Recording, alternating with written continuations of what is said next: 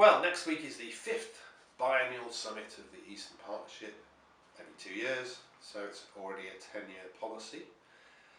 Ironically, most of its achievements have been since the last two summits, in the last 4 years, despite Russia's actions in Ukraine, despite Ukraine being in a state of undeclared war, reform being very difficult.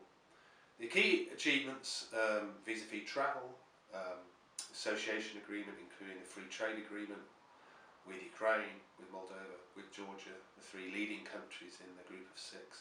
They've all been achieved quite recently. So the next key test is implementing and bedding down those policies, because they have actually come so recently. Which is why I argued in the paper that now is not really the time for new initiatives. Achievements have been made, we need to bed them down and make sure they work properly.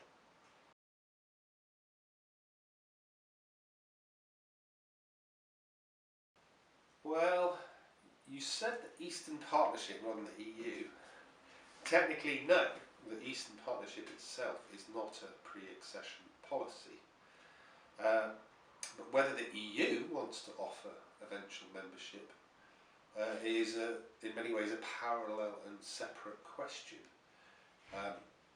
There are reforms that are encouraged by the Eastern Partnership if those reforms go well, if the 6 countries concerned, individual 1 or 2 of them, become EU compatible, adopting the acquis and the Copenhagen criteria for eventual membership. That question could be opened, but probably parallel and separately.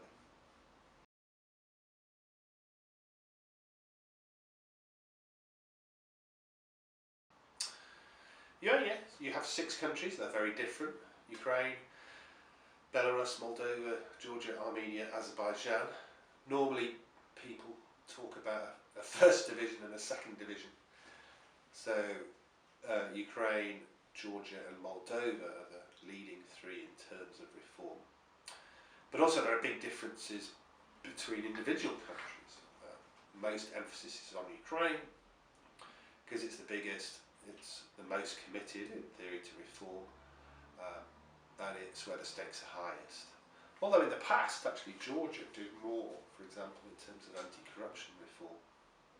The policy, the Eastern Partnership, does allow for more differentiation between member states, but probably could do with a bit more, because the 6 are very different.